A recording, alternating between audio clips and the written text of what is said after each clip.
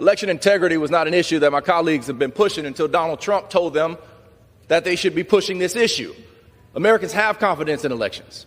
But see, for me, it's about too many people doing too many things too courageously for me to be able to stand here today. Names like James Reed and Jimmy Lee Jackson and Viola Liuzzo, Andrew Goodman, James Chaney, Michael Schwerner. These are people who died for me to be here today. Congressman John Lewis, who most of you served with, died for me to be here today. And this bill would make it tougher than it has ever been in American history to register to vote at a time where we have the technological ability to be able to verify election eligibility. But we don't want to do that. We want to make it tougher for people to actually get registered to vote. And that is not what we should be doing. We should be making it easier for. All right, so let's talk about something that honestly caught a lot of people off guard. And if we're being real, it says a lot about where this whole voter ID conversation actually stands in the real world. So here's what happened. You got a Democrat congressman, Shamari Figures, out of Alabama, speaking at a predominantly black church. Now, from my perspective, this is someone who lines up with the usual position where we hear from a lot of Democrats when it comes to voter ID laws. And we all know the argument by now. The claim is that requiring an ID to vote puts certain groups, especially black Americans, at a disadvantage. The idea is that it creates barriers and makes it harder for people to participate in elections. That's the talking point. But here's where things get interesting. He's standing there in front of a room full of black voters, and he asks a very simple question. Not complicated, not political, just real.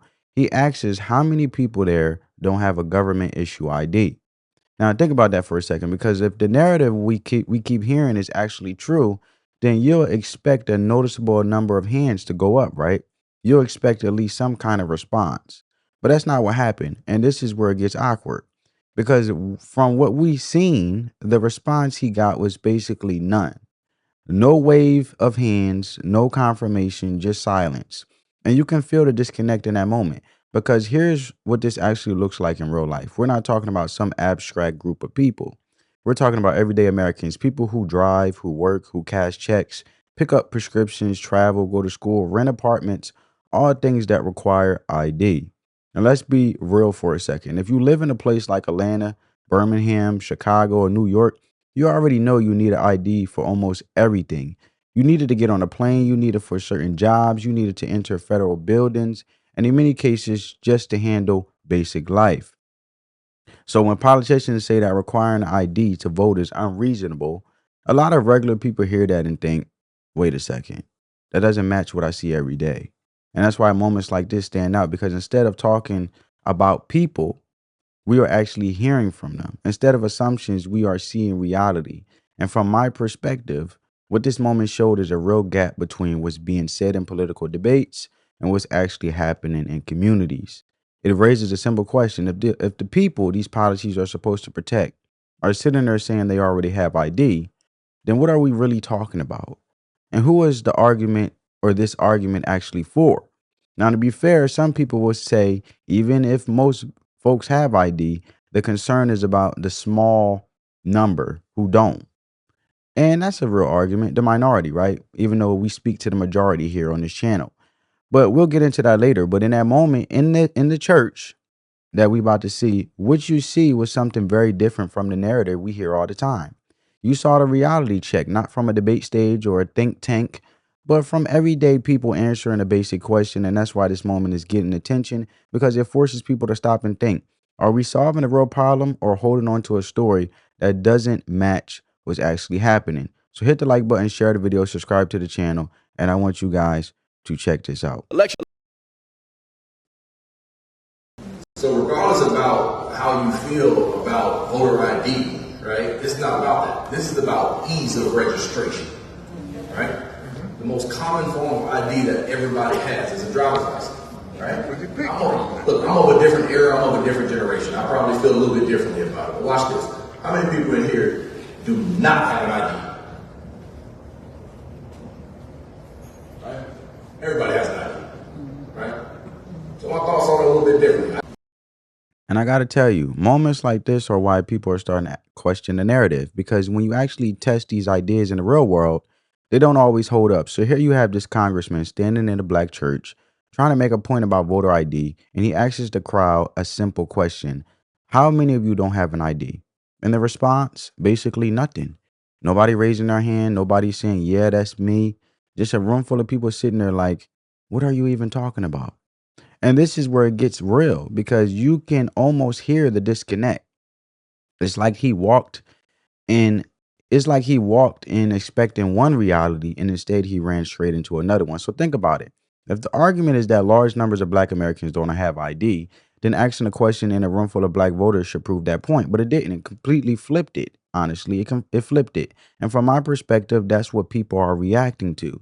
Not just the moment itself, but what it represents. Because let's be honest, this isn't just about voter ID. This is about expectations. It's about what politicians think everyday people are capable of versus what those people are actually doing in their daily lives. Here's what this actually looks like in real life. You got people working jobs, driving cars, picking up kids from school, dealing with banks, applying for housing, going to doctor's appointments, buying age restricted items, all things that require identification. In cities like Miami, Dallas, Atlanta, or even smaller towns, having an ID isn't some rare thing. It's just part of being an adult. So when policies are built around the idea that people can't do something that they already been doing every single day, people start to notice that gap. And that's where the frustration comes in, because from their point of view, it can feel like they're being talked about instead of listened to. Now, to be fair, there are people on the other side who argue that even if most people have ID, the focus should be on the minority who don't, and rather any barrier at all is acceptable when it comes to voting. That's a reasonable, real argument, and it's part of the broader debate. But here's where it doesn't add up for a lot of folks. We require ID for things that are way less important than voting. You needed to board a plane, you needed to enter certain buildings, you need it for financial transactions. You even need it in some places just to pick up a package. So the question people are asking is simple. Why would voting, something that directly impacts the direction of the country, have a lower standard of verification than everyday activities? And this is where the conversation shifts into policy, because now we're not just talking about a moment in church, we're talking about actual legislation. The SAVE Act, for example, has brought this issue back into the spotlight. Supporters argue it's about making sure elections are secure and that eligible voters are participating. Critics say it risks excluding people who may have difficulty obtaining documentation. That's the debate. At the federal level, things have slowed down, but at the state level, things are moving.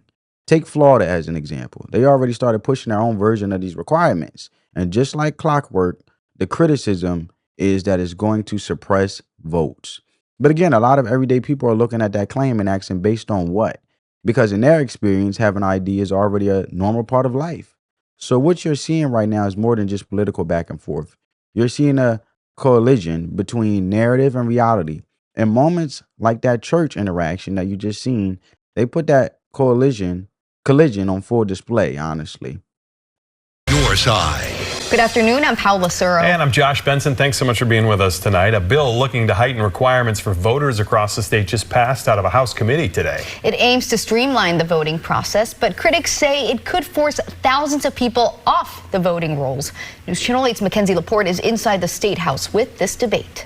The bill would essentially make voters hand over more information to prove U.S. citizenship, like a birth certificate or a passport, before voting in this upcoming election season, something critics say is a recipe for chaos. The bill passed along party lines, with one side saying it aims to safeguard our elections, and the other side saying it blocks U.S. citizens from voting. At its current form, the bill would revise current election laws with a section that's catching the eyes of voting rights groups, which would require individuals to prove they are a U.S. citizen if the Department of Highway Safety and Motor Vehicles says so. It requires the Department of Highway Safety Motor Vehicles to share citizenship and other information on a weekly basis with the Department of State. It's a bill that's similar to the SAVE Act on Capitol Hill, Hill, where U.S. Representative Anna Paulina Luna has attempted to include the Safeguard American Voter Eligibility Act into a funding package, something Democrats continue to push back on in D.C. and here at the State House. We're going to have to pay to defend it. I don't know how that makes any fiscal sense, and it's wrong on so many levels. With voting right advocates like Amy Keith saying it wouldn't just be costly to defend, but also costly to seniors, students, and low-income Floridians. This is straight up voter suppression. I think a lot of the documents that they're asking people to produce, they cost a lot of money, right? And that, it's really just a modern day poll tax. Despite the concerns seen in both committee stops, the bill is now one step closer to a full floor vote. Reporting here at the state capitol, Mackenzie. Wow. It's mind-blowing because now you start hearing the next argument, right? Well, it's too expensive to get an ID. It's too hard to get documents like a birth certificate. And again, let's be real for a second and actually walk through what that looks like. From my perspective, this is where the conversation starts drifting away from everyday reality. Getting a copy of a birth certificate is not some impossible task. In most states, you can request it online, by mail, or in person. And yeah, there's usually a small fee. Last time I checked, we're talking about something like 10, maybe $20, depending on the state. That's not nothing. But it's also not this massive barrier people are making it out to be. Think about how often people pay more than that for basic things without even thinking twice. And in many cases, states even offer fee waivers or assistance programs for people who genuinely can't afford it. So when you hear the argument that this is some kind of insurmountable obstacle, a lot of people are sitting there thinking that doesn't match what I experience. Here's what this actually looks like in real life. And if you want to get a job, especially anything formal, you're going to need documentation. If you want to apply for housing, open a bank account, get government assistance, enroll in school, you are going to need some form of ID or paperwork. This isn't unique to voting. This isn't just this is just how the system works across the board, right? This isn't unique just to voting or pertaining just to voting. And that's where the bigger question comes in. If we already accept that identification is required for so many important parts of life, why would voting be treated differently? Now, to be fair, I try to be objective across the board. There's an argument on the other side that even small costs or extra steps can discourage participation for people in difficult situations, right? And I mean, that's acknowledging, but the simple fact is, if you can basically sit there and let something that's essential to life, such as having identification, stop you from voting, I don't believe, you were wanting to vote anyway. You were just using an excuse to cop out to make your voice be heard, which you should in an important time like a voting process that basically shapes the policies and laws in your local state, within your local legislators, and also the direction of this country when it comes to the presidential election. But the counterpoint, and what a lot of people are focused on, is the role of the Constitution and the idea of election integrity, which is important. From the founders' perspective, voting was never meant to be something casual or unchecked. It was tied to the idea of citizenship, accountability, and trust in the system. The whole point is that people need confidence that elections are fair and legitimate. And from my perspective, requiring basic identification fits into that idea. It's not about making voting harder. It's about making sure the system is secure and that the results actually reflect eligible voters. Because once people lose trust in elections, that's when you start seeing real problems. You see division, you see skepticism, you see people disengaging entirely, and that's not good for anybody, no matter where you fall politically. So when states move forward with legislation like this, like what we're seeing in places such as Florida, the reaction is predictable. Supporters say it's common sense. Critics say it's suppression. But again, a lot of everyday Americans are looking at this and thinking, we already use ID for everything else. We already have these documents. So why is this being treated like it's unreasonable? And that's why this issue keeps coming back, because it sits right at the intersection of policy, real life, and trust in the system. All new at 6, expected changes to voter ID rules could catch people off guard. State lawmakers approved legislation they say would safeguard elections from non-citizens voting. CBS News Miami's Ted Scouten is your reporter in Fort Lauderdale with what you need to know. Florida Republicans in the legislature passed new rules for voter ID. It must show you're a citizen. I think any time that the legislature is fixing problems that don't exist, it's a waste of taxpayer dollars. Voters are split. Can't you get like a Florida ID, even if you're not a driver's license? Yeah. Not a bad idea. Forms of ID that would be allowed include a certified U.S. birth certificate, a U.S. passport, a consular report of birth abroad, a Florida driver's license or ID indicating U.S. citizenship, a federal or state photo ID, or a federal court order granting citizenship. We feel good about the bill we passed.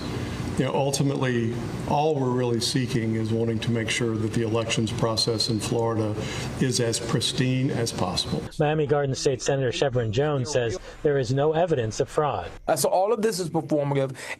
Once again, trying to fool the average person to make it seem as if there's something wrong with our voting system, when my colleagues themselves have made it clear that there's nothing wrong with our voting system. Broward Supervisor of Elections Joe Scott is telling voters to prepare as soon as possible. So if you haven't already upgraded to your Real ID, I would encourage everybody to do so, especially if you're planning to vote.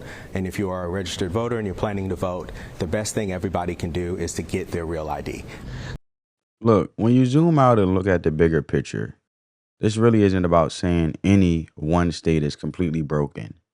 Take Florida for an example. From my perspective, Florida runs elections pretty well compared to a lot of other places.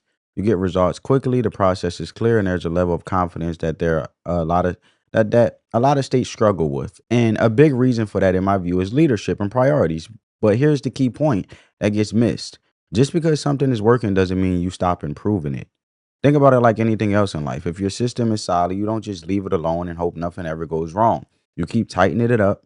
You keep making it better. You look for gaps before they become problems. And that's just common sense. And that's really what this comes down to. The idea is simple. Elections are one of the most important things we do in this country. So why wouldn't you want as much security and clarity as possible? Why wouldn't you want to make sure that the people voting are actually eligible to vote?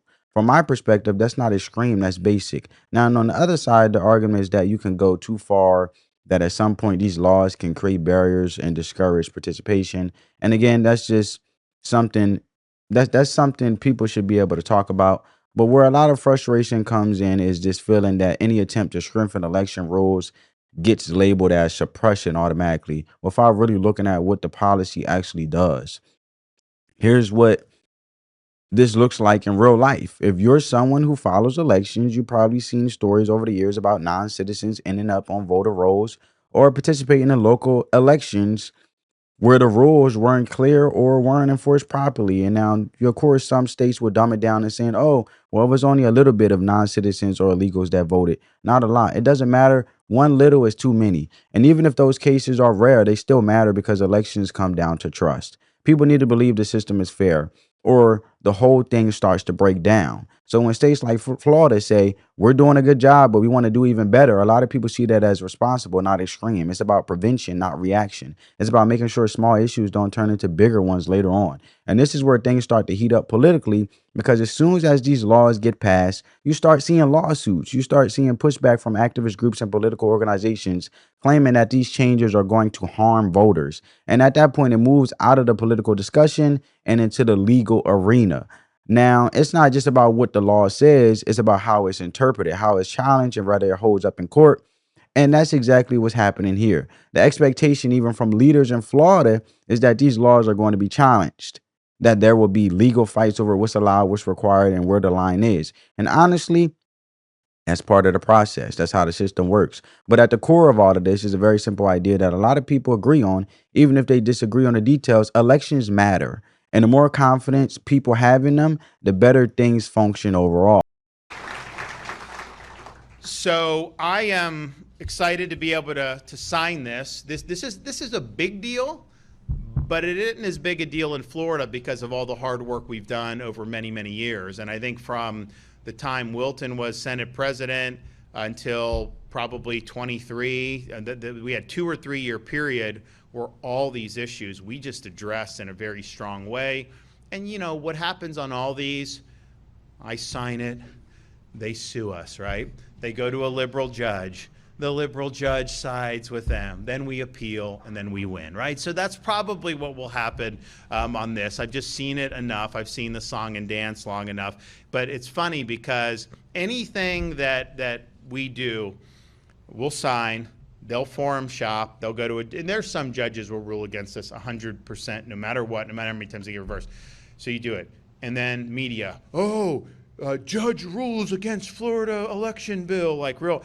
And then, 6 months later, that decision gets reversed. And you won't find much reporting on it getting reversed. It's just that initial one, right? So we've had that, and I would say on our election stuff, 90-some% have been overturned. When a judge has tried to stop it on appeal, they get overturned. And sometimes I think we've even gotten to the U.S. Supreme Court to do a stay. So that's just par for the course. We understand that that's happening, and we do our best to be able to overcome that. But that's what I anticipate will happen with this. These changes aren't effective immediately. They're going to be effective in the not too distant future. Nevertheless, I think they're going to try to do it. And I know there's a lot of talk about different stuff with elections federally. The Congress, they've missed a lot of opportunities over the years to address, I think, some real problems. In elections is one of them. I think there's a lot more that could have been done with immigration to stop some of the madness that we see. Now, the border is great now since President Trump came in, but I will tell you there's visa fraud. There's all kinds of chain migration, birthright citizenship for people here illegally coming in, birth tourism from the CCP, sending people in, go on a 3-week vacation, have a baby, get American citizenship for the baby, and then you go back to communist China? How does that make sense? And the Supreme Court is going to hear arguments about the 14th Amendment and whether that means that citizenship applies to people that are not authorized to be here. Now, when the founder, well, it actually wasn't the founders, it was the Civil War generation, when the framers of that provision of the 14th Amendment, what they were trying to do was overturn the Dred Scott case, because the Dred Scott case said Dred Scott was not a citizen of the United States, which, he was, came from a family that, you go back far enough, was brought here against their will, and then this is the only thing he knew. Much different than somebody coming illegally violating the law. So Dred Scott lost the case, and Abraham Lincoln was very forceful in saying that was a bad decision and it shouldn't be followed. Lincoln said it shouldn't be followed. Now they'll say, oh, you got to, the courts are so sad. Lincoln said, I'm not going to follow that decision. Then when the Civil War ended, they did the 14th Amendment, and the idea was to clarify that no, Dred Scott should have won that case, and that he, as well as all the former slaves, were citizens of the United States. But then that has now been applied in ways that the framers of that provision would have never contemplated. Because first of all, we didn't have, coming to America was a big deal in 1865, 66. You just couldn't hop on a plane and get here, stay 3 weeks and hop on a plane and go back to a foreign country. That wasn't the way it worked. And so they weren't thinking in terms of people flooding in violation of the law. But I think if you look at those debates, clearly their intent was not to lead to what's happened. That's for sure. The question is what does the language actually say? How was that originally understood by the people that ratified it? And I think, you look at the evidence of that, I don't think that they intended someone to just come here on a visit who's foreign, have a kid, then go back, and then that kid becomes an American citizen. All right. Right. So the real question isn't whether we should care about election integrity. The real question is how far you go and what that looks like in practice. And that's the conversation that's playing out right now. So when you listen to all of this, I'll be honest with you, I agree with DeSantis on this. And not just on the policy itself, but on how he explains it. There's a difference between just pushing a law and actually taking the time to walk people through why it matters, how it works, and what the legal foundation is. From my perspective, that's what leadership is supposed to look like. It's calm, it's direct, and it's focused on outcomes. And listening to him break things down, especially when he gets into the legal side and how these laws connect to the Constitution, you can see why a lot of people view him as a strong executive, also leader, right? Now, look, to keep it fair, Florida is a red state. That matters. It's easier to get things done when the legislators align with you. That's just reality. But even with that said, you still have to execute. You still have to prioritize, push, and actually follow through. And that's something he's consistently done as the governor over there in Florida. This latest move on election integrity is just another example of that approach. Even in a state where elections are already considered relatively smooth and reliable, the mindset is if there's room to strengthen the system, you do it. You don't wait for a problem to show up. You address potential issues ahead of time. That's the philosophy. And this is where things shift from policy into politics and legal battles, because almost immediately after this law was signed, you guessed it, family, lawsuits start coming in. You got legal challenges arguing that these kind of requirements go too far and that they target the wrong problem or that they create unnecessary burdens. That's now being decided in the courts. And again, that's part of how the system works. Laws get passed, they get challenged, and then the legal system sorts it out. But here's what stands out to a lot of people watching this play out. The speed of the pushback. The fact that the moment something like this is signed, they are already organized efforts ready to challenge it. And that tells you how big of an issue this has become. And it also shows you how divided the country is on this topic. On one side, you have people who see these laws as common sense safeguards. On the other side, you have people who see them as unnecessary restrictions. And in the middle of that, you got everyday voters trying to make sense of it. Here's what this looked like in real life.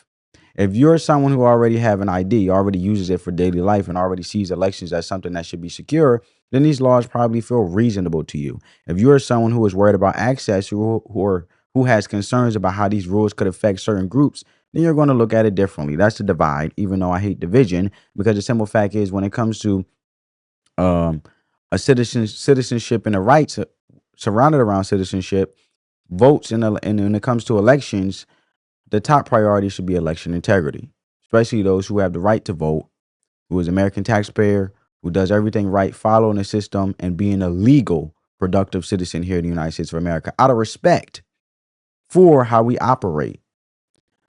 So from my perspective, the bigger takeaway is this. Just because something stalls at the federal level doesn't mean the conversation stops. States are stepping in, voters are getting involved, and policies are moving forward at that level. So now that you guys see the article, it literally says, lawsuit filed minutes after DeSantis signs Florida's version of SAVE Act says bill targets a fictional threat. Attorney Marc Elias filed a lawsuit challenging the new Florida election bill right after it was signed by Governor Ron DeSantis, seeking to block the law on First and 14th Amendment grounds.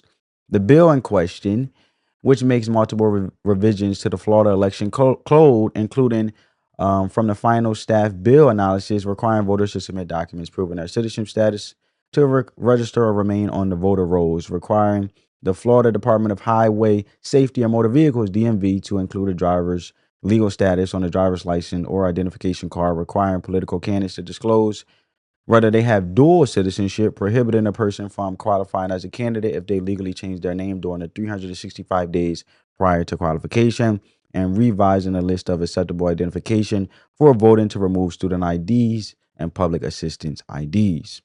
Right? So that's how the system works and is designed to work. Policies are moving forward at that level with the states. Voters get involved. And as this keeps playing out, you're going to see more states take action, more legal challenges, more debate where the balance should be. But at the end of the day, the issue comes down to something very simple: trust. People want to trust that elections are fair, that the rules are clear, and that the outcomes reflect legitimate votes. How you get there is where the disagreement is. But the goal itself, that's something most people actually agree on. So the question going forward is, what policies actually build that trust and what policies risk undermining it? And that's what this debate is really about. And that's what's not going away anytime soon. So let me know what you guys think. Make sure you like, comment, and subscribe. I catch you in the next one. Peace.